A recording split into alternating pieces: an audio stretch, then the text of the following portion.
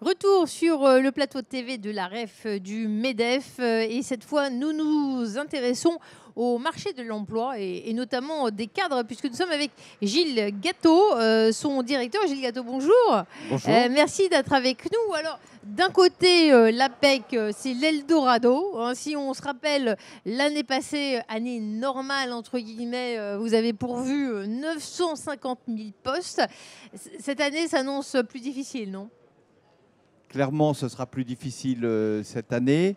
L'APEC fait tous les ans une enquête par un panel sur les intentions de recrutement cadre et il y avait 300 000 recrutements cadres prévus cette année. C'était une année historique et on n'y sera pas, c'est évident. On va renouveler cette enquête pour l'actualiser là à l'automne et on saura vers la mi-octobre à peu près à quel niveau les entreprises ont réévalué leurs intentions d'embauche de cadres. Mais oui, il y en aura moins que l'année dernière. Il y en aura néanmoins beaucoup. Et vous avez une très bonne connaissance de ce marché de l'emploi. Cette crise du coronavirus, elle a chamboulé toutes les cartes ou il y a tout de même des besoins. On parlait auparavant, ça avait commencé avant, la tendance à la digitalisation. Si on travaille à distance, c'est quand même possible de travailler. Alors, quelles sont les grandes tendances que vous observez sur le marché de l'emploi ? Alors, si on raisonne par rapport à la crise sanitaire et la crise économique qui s'ensuit, ça génère plusieurs types de ruptures. Il y en a une, c'est la rupture quantitative dont je parlais. Il y aura moins de recrutement, même s'il y aura encore beaucoup de recrutement. Et même si, contrairement à ce qu'on peut peut-être rapidement imaginer, il y aura toujours des tensions sur certains métiers et pour certains recrutements. Ce n'est pas parce qu'il y a plus de cadres en recherche d'emploi ou de jeunes diplômés sur le marché qu'on va forcément plus facilement trouver sur toutes les qualifications. Donc l'APEC, elle est là aussi pour accompagner les entreprises quand c'est plus difficile à recruter. Ça, c'est la rupture, on va dire, quantitative. Et après, qualitativement, il y a aussi toute une série de ruptures. D'abord, vous l'avez dit, la digitalisation, la simplification des process, le développement de l'autonomie des collaborateurs. Tout ça, la crise du Covid, le confinement l'a accéléré de façon considérable et on ne va pas revenir à l'état antérieur. Et donc, ça va transformer aussi les compétences qu'on attend, par exemple, du management.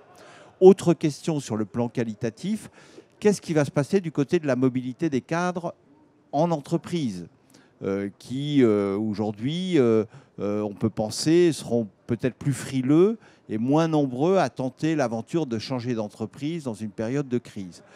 Ça, c'est vrai. Et on s'attend à un ralentissement de cette mobilité. Mais d'un autre côté, il y a d'autres mouvements qui vont dans l'autre sens. D'abord, ce qu'on voit à l'APEC aujourd'hui, c'est des cadres en activité, en emploi, qui viennent vers nous parce qu'ils anticipent un peu peut-être des difficultés ou ils redoutent des difficultés dans leur entreprise dans le futur. Et donc, ils veulent prendre les devants.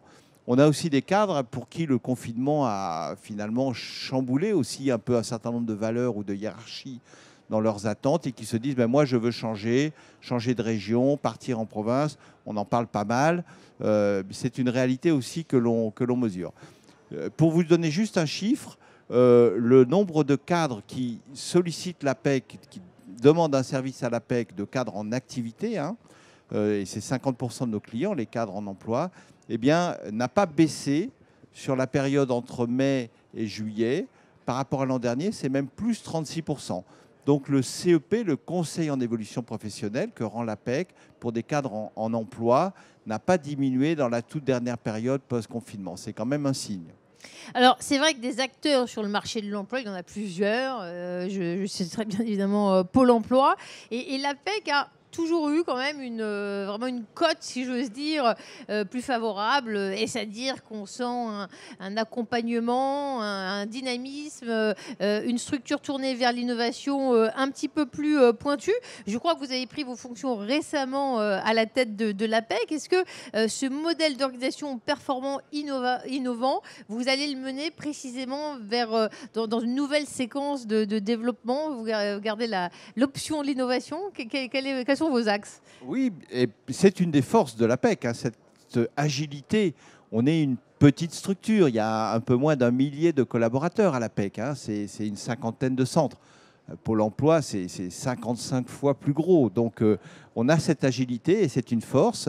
On a aussi l'originalité de s'adresser aux cadres, je dirais, tout au long de leur parcours professionnel. Depuis le jeune diplômé qui finit ses études et qui va rentrer sur le marché du travail, jusqu'au cadre en fin de parcours, de carrière, et pour qui d'ailleurs c'est parfois un peu difficile de retrouver ou de rebondir quand on a passé 55 ans ou 60 ans, et puis en passant par des cadres en activité, et qui sont la moitié des clients de l'APEC. L'APEC, ce n'est pas le pôle emploi des cadres.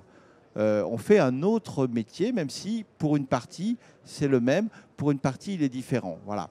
Donc cette force-là, cette originalité-là, on est une organisation paritaire, patronat, syndicat, bien sûr avec un partenariat avec l'État, un mandat de service public, on participe au service public, mais avec cette originalité et qui nous donne aussi cette capacité, effectivement, vous l'avez dit, à innover, à suivre en étant très qualitatif dans le suivi des cadres des jeunes diplômés et des entreprises, puisque on a aussi, bien sûr, une mission vers les entreprises pour les aider à réussir leur recrutement. Évidemment, dans le cadre de ce mandat, quels sont vos objectifs maintenant ? Finalement, les 4 grandes missions, aider les entreprises à réussir leur recrutement, accélérer leur recrutement, ça c'est un enjeu qui est très fort. Celui d'accompagner les cadres tout au long de leur parcours professionnel. Une 4e mission, c'est de collecter, diffuser les offres d'emploi. Vous donniez le chiffre de volume global des offres d'emploi. APEC.fr, c'est le premier job board pour l'emploi cadre en France. Et donc, pour nous, c'est un élément important. Et puis, enfin, on a une fonction d'expertise et d'analyse du marché du travail des cadres avec un service études qui décrypte et qui analyse les tendances et qui publie régulièrement des études. Il y en a une qui va sortir dans quelques jours sur les salaires des cadres, par exemple. Voilà. C'est notre rôle aussi d'éclairer les acteurs du marché, qu'elles soient entreprises, et qu'elles soient, ou que ce soit les cadres ou les jeunes diplômés, sur ce qu'est le marché cadre. Est-ce que l'une des originalités de l'APEC, c'est de se tourner davantage vers les TPE, les PME ? Alors, vous avez tout à fait raison. On est un peu pour une TPE, une PME qui ne recrute pas tous les jours, qui ne sait pas forcément très bien comment s'y prendre, un service pour aider à rédiger l'offre d'emploi, pour faire le sourcing des candidats, pour travailler même sur la marque employeur, l'attractivité. 85% des entreprises clientes de l'APEC sont des TPE, PME. On est vraiment fait pour ça et on est vraiment tourné vers elles pour apporter ce qui leur manque dans la capacité à recruter efficacement, mais aussi, même quand elles ne recrutent pas, à gérer leurs compétences internes, leurs besoins de compétences de façon efficace. Auriez-vous un exemple d'entreprise, parce qu'on en parle et ça peut paraître un petit peu abstrait, mais la chance de votre métier et de votre vocation, c'est quand même très quotidien. Et vous accompagnez des entreprises à pourvoir au poste, à se recentrer. Avez-vous un parcours intéressant à nous raconter ? Il y en a tous les jours un peu des success stories dans les centres APEC, évidemment. Je parlais des clients, des entreprises clientes. On a 97% de satisfaction du côté des entreprises du service APEC. On en a même plus d'un tiers qui donne la note 9 ou 10, donc vraiment d'excellence quand on les questionne sur les services APEC. Un exemple récent de cet été d'une start-up qui est basée en Gironde, qui s'appelle ADVD Tech, qui est spécialiste dans le développement de nouvelles technologies qui peuvent être appliquées à des propulseurs dans le monde éolien ou hydrolien, donc est un peu spécialisé aussi dans les activités marines. Le directeur industriel de cette entreprise, de cette start-up, il a été recruté avec l'aide de l'APEC et maintenant il se tourne vers l'APEC pour dire « j'ai besoin d'un ingénieur spécialisé en motorisation marine ». Ce n'est pas simple à trouver. Et on travaille avec lui sur la rédaction de l'offre. On lui communique les études APEC pour fixer la bonne fourchette de salaire. C'est fondamental dans une offre d'emploi de donner la bonne fourchette de salaire. Ça, c'est nos études qui lui permettent de la fixer. Et puis, on recueille 50 candidatures sur l'offre et l'APEC lui fait un premier tri pour fournir et shortlister 6 personnes en 2 semaines. Et là, le recrutement est en train de se finaliser. Et en même temps, autre facette de l'activité, ils ont derrière 2 ou 3 autres ingénieurs à embaucher. On leur a dit, ça vaut le coup d'investir sur une page de votre entreprise sur le site APEC pour les futurs recrutements. Ça participe de l'attractivité. Souvent, ces TPE, PME se focalisent sur le poste et la description du poste pour lequel ils recrutent, sans penser à valoriser l'entreprise, parce qu'on est un marché, il faut attirer, et il faut attirer aussi avec les qualités de l'entreprise. Cette envie de mobilité professionnelle, elle se confirme dans les remontées, les contacts que vous avez avec les salariés. C'est-à-dire, certains ont eu envie de quitter la capitale. On entend beaucoup parler de libération des envies, des désirs. Ça se concrétise sur le marché de l'emploi ? Oui, alors vous avez raison de dire qu'entre le désir et la concrétisation du désir, parfois, quelques obstacles. Il y a un chemin. Non, ce qu'on voit, et ça c'est intéressant, et ça m'a un peu surpris, je dois dire, c'est que non seulement on n'a pas de diminution de la demande de services des cadres en emploi par rapport à leur mobilité professionnelle ou leur projet professionnel, mais qu'on a plutôt encore une montée en charge. Je vais vous donner l'exemple entre mai, juin, juillet de cette année par rapport à mai, juin, juillet de l'année dernière, plus 36% dans la demande de services de cadres en emploi. Voilà, donc on a bien sûr plus de demandeurs d'emploi, mais aussi plus de cadres en activité. Et ça, c'est un bon signe par rapport à cette démarche du Conseil en évolution professionnelle. Et puis on a une autre population dont on n'a pas parlé, mais qui pour nous va être la priorité de la rentrée, c'est les jeunes diplômés. Ils vont être les plus impactés par la crise économique qu'on vient et par le ralentissement des embauches des entreprises. Pour eux, c'était Byzance hier, clairement, les entreprises leur couraient après. Aujourd'hui, ça va être beaucoup plus difficile. Donc l'APEC veut être là pour ces jeunes diplômés, les sortants de master, les sortants de licence. Il y a 120 000 jeunes qui sortent de master là à la rentrée.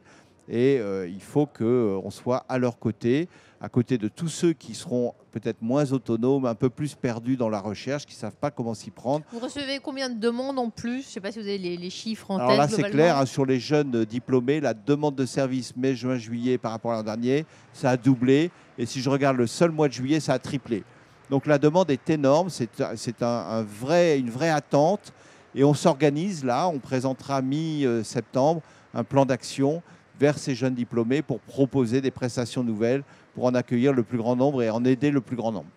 Même si la période de crise a phagocyté des centaines d'offres d'emploi, paralysé les entreprises, eh bien, il aide les sociétés à trouver la perle rare, il aide les cadres à trouver l'entreprise où ils vont s'épanouir. Gilles Gatto, c'est le directeur de l'APEC. Il fait des heureux chaque semaine. Attention, la période se complique, mais ça ne lui fait pas peur. Merci pour cet entretien. Merci beaucoup à vous. Merci à vous de nous avoir suivis. Très bonne journée à la REF du MEDEF et ça continue demain. Restez avec nous.